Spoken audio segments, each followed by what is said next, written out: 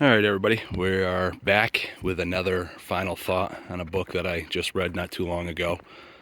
I'm going to be upfront and honest. I am not going to try and fool anybody today. I am I am not feeling all that well again.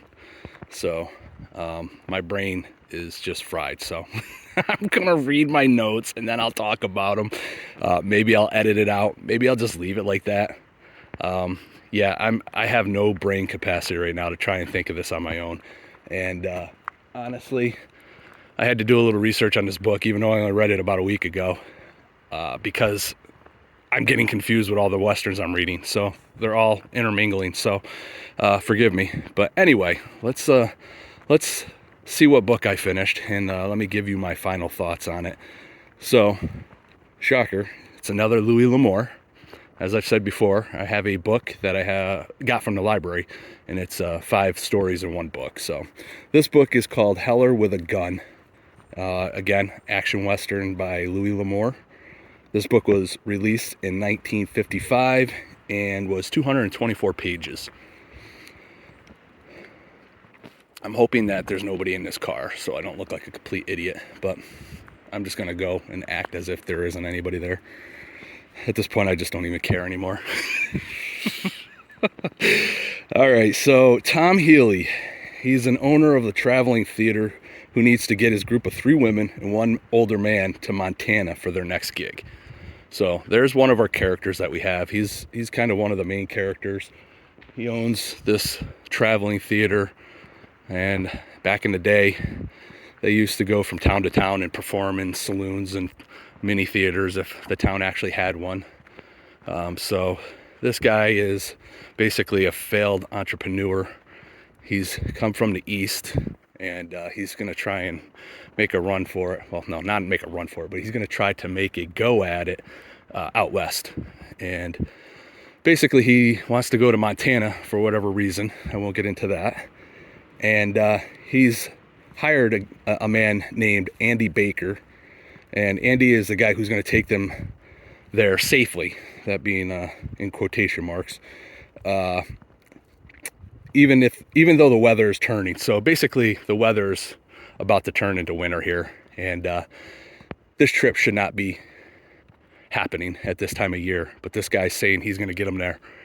And the problem is that our main character, who is King, they say King Mabry or Mabry.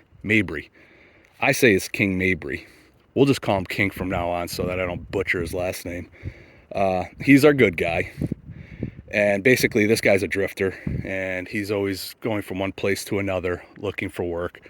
But it always just happens to be that he's also known for being a quick gun. So people are always looking to hire him to be a hired hand, and he wants no part of that.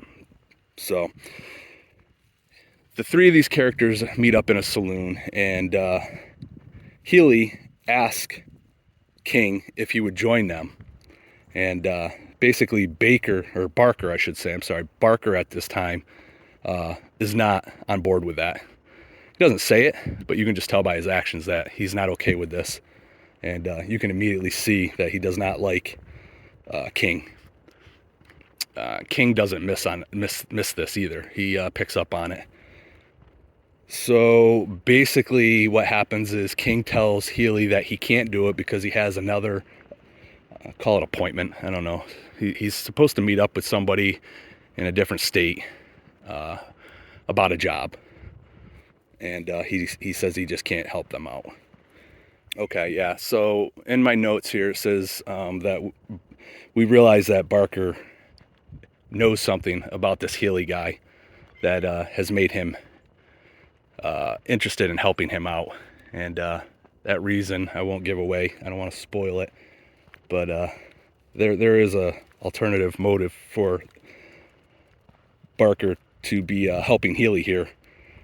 Okay, so after this whole little scene, King ends up going to this potential job, and finds out yet again they're only interested in hiring him as a hired gun. So he has no desire to do that. and it's on his mind as to what Barker is up to. So he actually goes back to the town where they were and finds out that they had already taken off. Again, King thinks this is a little suspicious, so basically that's what happens. Is that's the basis of this, and then the story goes from there. And I don't want to get into it and ruin any parts of the story, but it's the adventure of him tracking these guys down and finding out what's going on, and what's happening, and why Barker is so interested. So there is another love story. Like I've said before, there's always a love story when it comes to Westerns. What I will say is that Louis L'Amour seems to do it better than anybody else, in my opinion. They actually don't annoy me. Now, with that said, this love interest absolutely wanted to choke the woman that King thought he was in love with, or is in love with, or isn't in love with.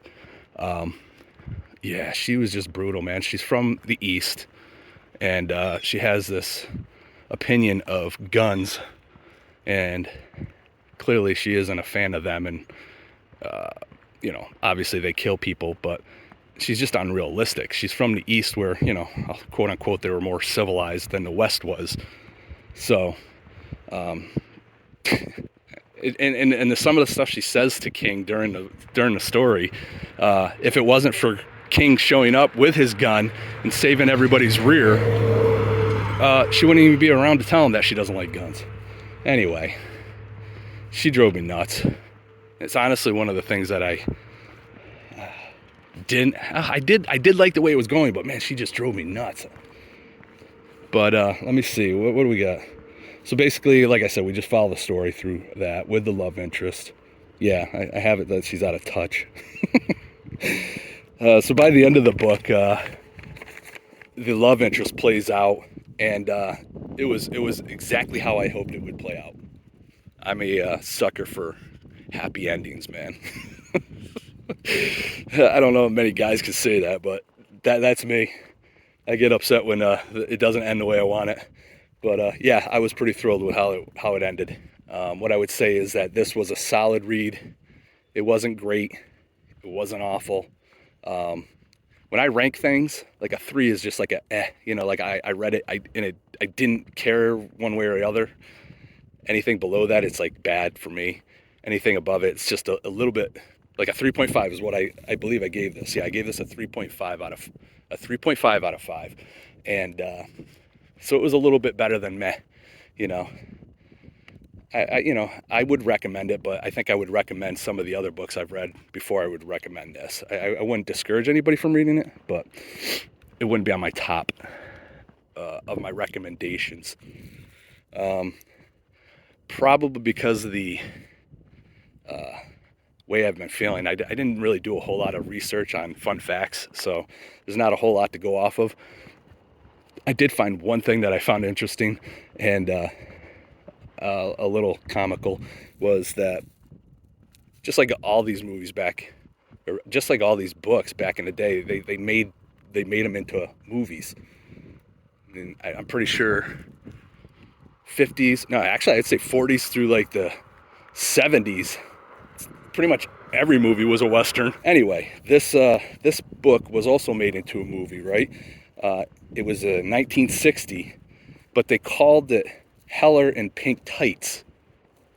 I wonder why that is. Why do you think they changed the name of that? Do you think something sells better than another thing? That's my guess. Yeah, I don't know. I found that funny. It's still the same story, but they changed the title of it. Just so typical, right? Like, all right, Heller with a gun, right? That doesn't sound, and we can't make that look as flashy or sexy as Heller in Pink Tights. I don't know, man. So yeah, it's like I said, it's the same story. It's just has a completely different title. Again, I didn't dive into this. I don't have any really fun facts about any of the actors. I'm just not feeling it right now. Just trying to power through. I promise that these videos will eventually get better. I do plan on being able to slow down and actually start getting more silly or artistic with the videos. Right now, I just don't have the time. I'm just trying to bang them out, and I'm sure that's really a good thing to do when you're trying to grow your channel, right? Like, just put out trash. Who cares if it's any good?